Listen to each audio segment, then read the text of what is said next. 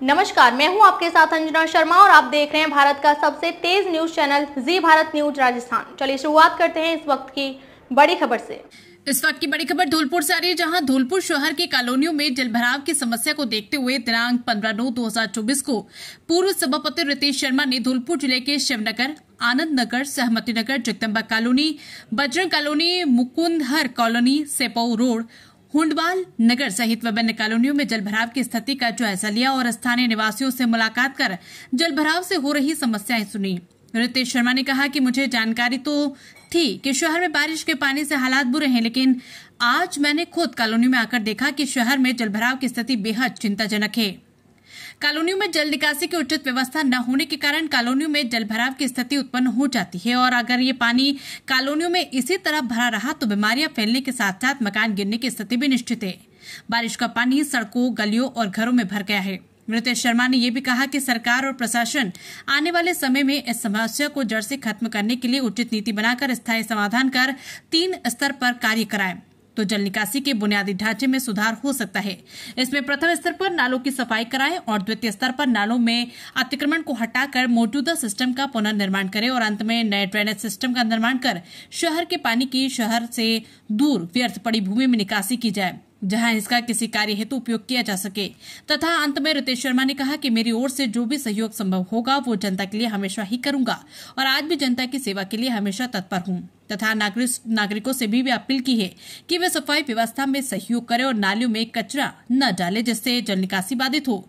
इस अवसर पर रवि, सीपी सत्यप्रकाश पार्षद, दीनू, विनोद, हरिओम चौधरी, वैद प्रकाश प्रजापति, कृष्णपाल बघेल, राहुल ठाकुर, शिवम कुलश्रेष्ठ, हिमांशु धाकरे, अजीत गुज्जर, सुलेमान खान, अमरीश, निशांत, प्रमाकांत, पंकज, योगेंद्र, अंकुर, अजय, संतोष, अशोक, राजीव बघेल, शर्मा, पार्षद प्रतिनिधि एवं अन्य कॉलोनी के लोग मौजूद रहे। अंदाजा तो था कि हालात बुरे हैं, लेकिन फ्रैंकली आज खुद आके एहसास हुआ है कि जितना सोच रहा था उससे बुरे हालात। और मैं सोचा था कहीं कहीं भरा हुआ है। कुछ गलियां तो मेरे को ऐसी मिली हैं जो बीमारी की जड़ है। आने वाले 1-2 साल तक अब पानी नहीं पड़ा तब भी ये पानी अगले 1-2 साल तक बीमारी की जड़ बना रहेगा। दिख रहा है कि ये मच्छरों का मतलब प्रकोप बढ़ेगा और ब्रीडिंग दिख रही है, सामने दिख रही है कि इतने कीड़े मच्छर ब्रीडिंग कर रहे हैं। तो एक तो सफाई व्यवस्था प्लस ऑफ कोर्स जो मूल प्रॉब्लम है ड्रेनेज की, पानी निकासी की, वो कहीं दिख नहीं रही है। और ये जुगाड़ के काम नहीं है। ये जब तक क्या है कि आप लंबी सोच, आगे की सोच के हिसाब से प्लानिंग नहीं करोगे, कि 10 साल आगे तक की नहीं सोचोगे, तब तक इसका हल निकलेगा नहीं समस्या का। तो ये ज़रूरी है किसी अच्छी एजेंसी से सर्वे कराकर और लंबी बड़ी और धौलपुर शहर की मैं समझता हूँ इससे इम्पोर्टेंट फिलहाल कोई नीड नहीं है। एक प्रॉपर ड्रेनेज सिस्टम हो। दुर्भाग्य से लोग सीवरेज और ड्रेनेज में कंफ्यूज हो रहे हैं। लोग सीवरेज को ड्रेनेज मानने लग गए हैं और उस वजह से क्या सीवरेज भी चौक हो गई है। तो ये ज़रूरी है कि ड्रेनेज अलग प्लान चलेगा, सीवरेज अलग चलेगा।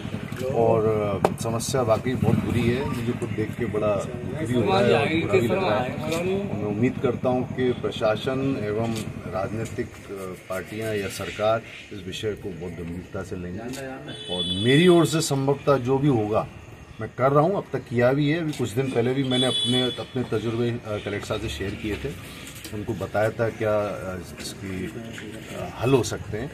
तो अब ये उन पर डिपेंड करता है कि कैसे इसको आगे लेके जाया जाए इशू को। उनको एक अच्छे जो लोग हैं शहर के जो समझते हैं इशूज़ को, 8-10 लोगों को बुला के एक कॉमन एक कंसेंसस निकाल के उस हल निकालना चाहिए।